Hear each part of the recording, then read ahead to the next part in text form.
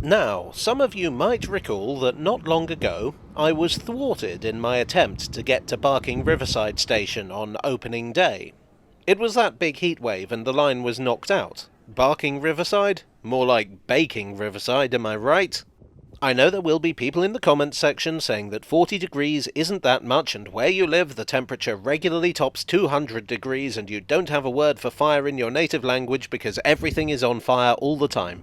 But in the UK, our infrastructure isn't used to it. Long story short, I didn't get much of a video out of it, and I had about as much fun as a bee with hay fever.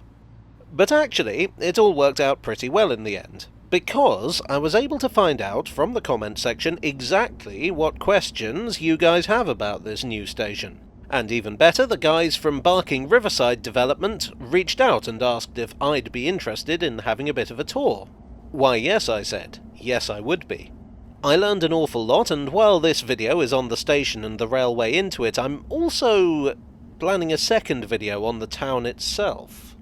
Barking Riverside, the development, sits on the site of 3 power stations, the last of which was closed in 1981. Redevelopment has been talked about since the early 90s, but things really kicked into gear in the 2010s. Now, as you may recall from some of my previous videos, I consider good transport links essential to any new development. I did a previous video on Thamesmead, which is more or less opposite Barking Riverside south of the Thames, which was left isolated when its rail link was unbuilt. New Addington is another example. It has a tram stop now, but it was previously notorious for its isolation. Barking Riverside is a 60-hectare site, which is the size of 84 FIFA football pitches, or an incredible 60 1-hectare sites. It is to have 10,000 new homes when complete. You cannot legally build a community that size without a rail connection these days. Various ideas were bandied about. One was to extend the Hammersmith and City line to Grays. Another was to put a tram in. The idea that had perhaps the most impact was an extension of the Docklands Light Railway first proposed in 2003. This would have come off the Beckton branch at Galleon's Reach, where there's currently a rather agonising curve. Then it would have gone all the way to Dagenham Dock. This was cancelled in 2008, but there is an interesting legacy to this. Because this route would have gone west to east, the EL1 bus route was planned to complement it by going north to south. But the Barking Riverside branch that we actually got also goes north to south, so now the question is, should the EL1 route be replaced with something east to west? So, how and why did we get the overground here? Well, it was a case of logistics. What could be built easily and at a reasonable cost? The Gospel Oak to Barking line has the extra capacity, and all that would be needed was a length of track of just under a mile. The line points almost directly at the Thames Clipper Pier, and that's not actually a coincidence. You see, the pier is actually one of the oldest parts of the development.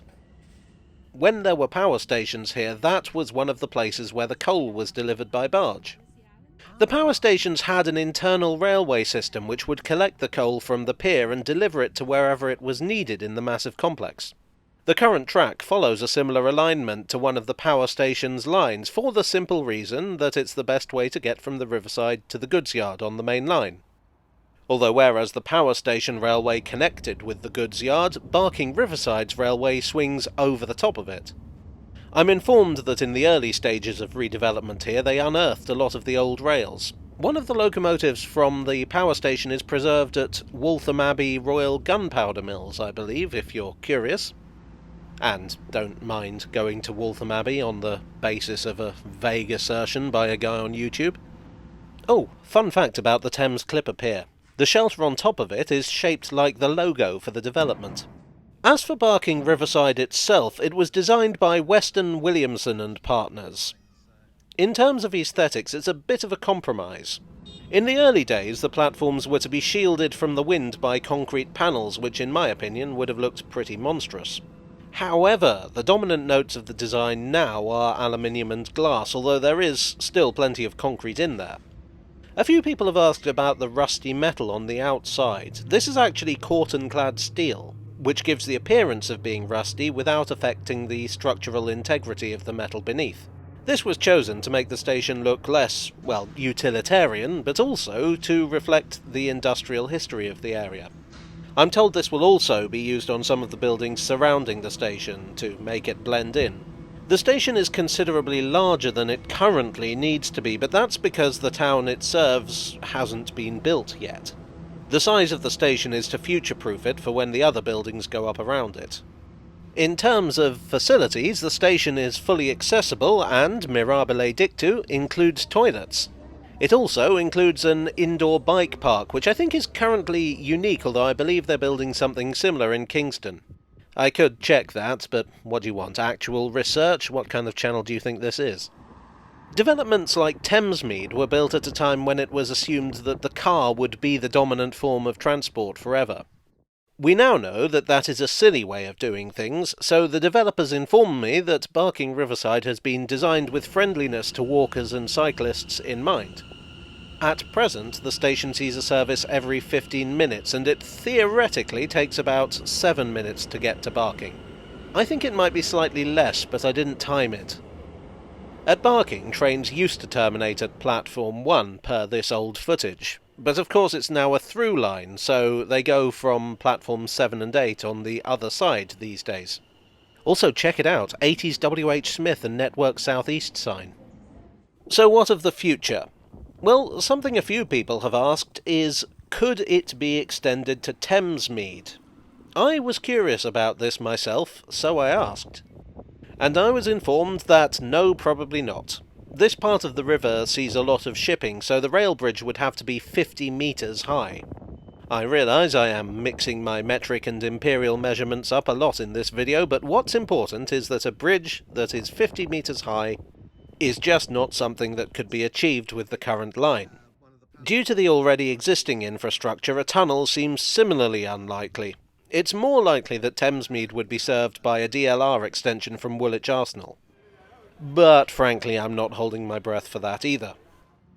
So that is Barking Riverside. This is one of those projects that's hard to judge at the moment.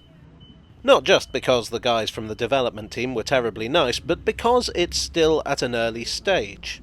Usually when I cover a new station, it's possible to look at the requirements of the local area and say this is good or this is bad. Here, the local area is less advanced than the station. There are people living here, but things are still very much under construction. As I say, I do plan to look at the town as a whole, because Barking Riverside has piqued my interest both in trains and my even nerdier interest in planned communities. In my personal opinion, I quite like the station. If it were up to me, I'd probably have put something fancy at the end. That aside, though, I do find the station pleasant and easy to use. I think the facilities put it head and shoulders above a lot of stations in London. I'll be watching the development with interest.